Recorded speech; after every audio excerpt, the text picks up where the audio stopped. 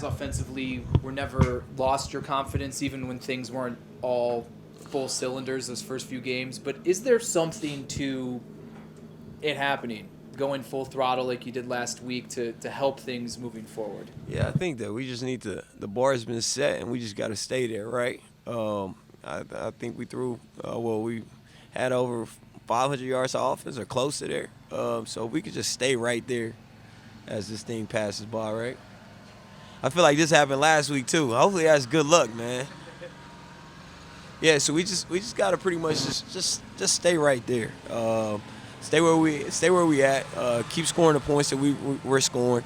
I talked to Josh and I told him, I said, I don't know what it was, man, but he was just locked in mentally last week, and I loved it. So I think just offensively, just for all of us, just to stay where we are. And speaking with Steph as well, like I was just telling Steph, like no matter win, lose, or draw, like let's every single day, let's push these guys to work, right? Let's work. Because, in my eyes, the playoffs are always on my mind. You play this game long enough and you start to see, it's some home field advantage factors to it. It's a lot of stuff that you don't want to skip out on it or lose a game here, lose a game there. And now it's in December. And you're like, man, if we would have won that game. So just stay the course, stay focused, and stay where we are. You mentioned Stefan. Oh, go ahead, Mark.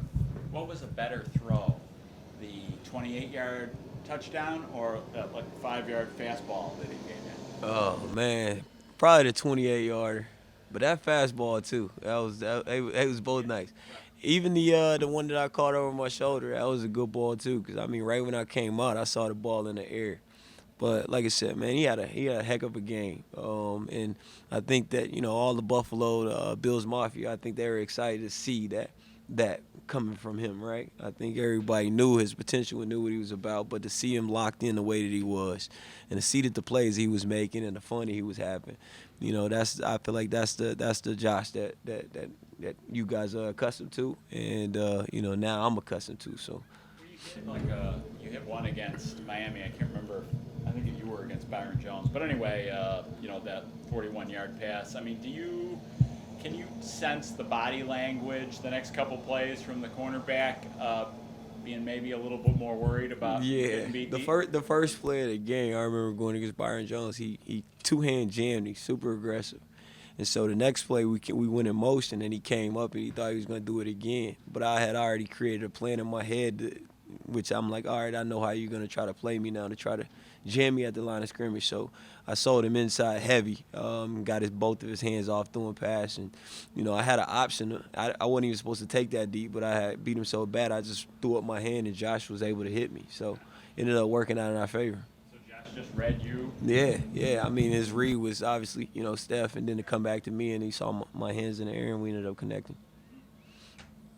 Now that the game's over, can you tell us, was the game plan to try to get you the ball more? No, that wasn't a game plan. It just felt like that. Even the touchdown pass that I scored on, obviously, I was supposed to clear it out to, get Steph open, but I ended up, being open because Josh was scrambling.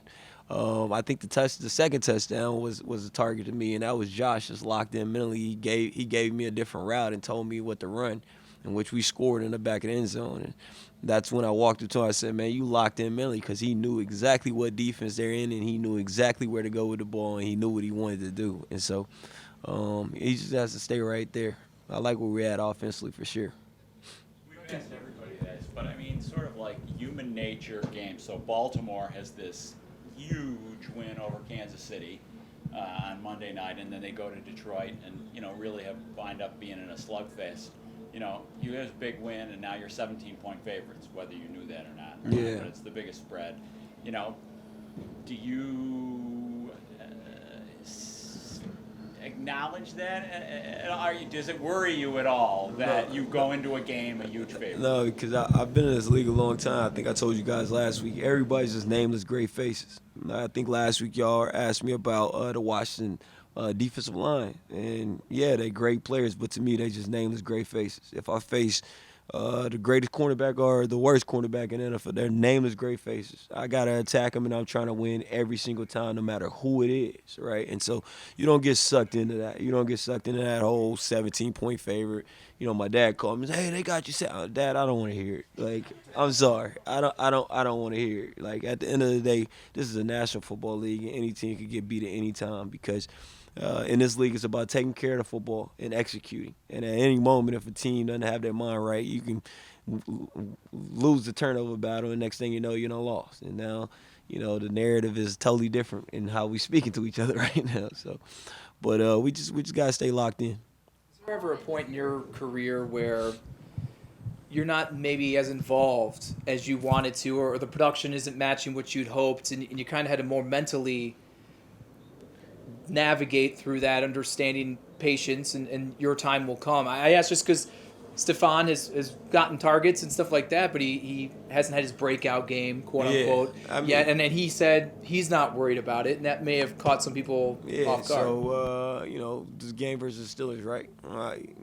Josh misses me, right? And it's like, oh, what about that pass? And you look at the last game with Steph. Josh missed him a couple times. And it's like, oh, what happened to that? Steph's going to have plenty of breakout games. Trust me. The guy works his butt off, right? Him and Josh got great chemistry. And it's going to come, I already told him, I said, it's going to be a couple games where it's just like, man, you explode on the scene. And I can see way more than a couple games. And we all know that that's going to come with him, just by the way that he works and the way that he goes about his business. But, I feel for him at the same time because it's like, when is it going to come? When is it going to come? But, and speaking with him, I told him, like, you can't force it, right? Like, the moment that you force it, it's never going to come. You just got to let the game come to you. And he understands that, and I can see it coming here soon. Did you have to learn that in your career to take that at I think I had to advice? learn it young because, obviously I wanted to be playing early. And I was getting upset and getting angry because I wanted to play so bad. And this is the Steelers days. But I had to wait my opportunity. And when my opportunity came, Mike Tomlin pretty much told me, when the opportunity comes, be ready for it. And he gave me an opportunity to be a starter in my fourth year. And I haven't looked back since, because I was like, here go my opportunity. I got to make the most of it.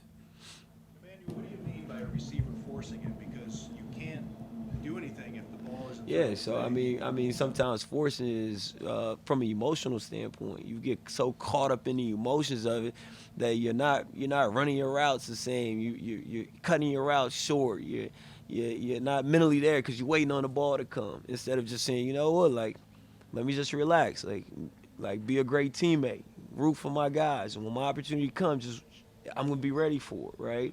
And I just think that overall that's good for the team as well. We just talked about that, for a bit, and I know you don't work with him, but I was curious your perspective as a veteran. He was talking about becoming a more vocal leader and said, to talk more, you just talk more. Yeah. Is it actually that simple, or is he downplaying it? Well, I know he's just a chill guy, He's just a chill guy. He's not gonna say too much. If you get on the field, his play speaks loudly, right? And so, I think every team is built like that. You got guys who, are vocal, all right, and then you got guys who just don't say too much, but when they get on the field, they play. And as far as that question, I tell Matt, just be who you are and keep being who you are because, at the end of the day, it's working for him and it's working for the team.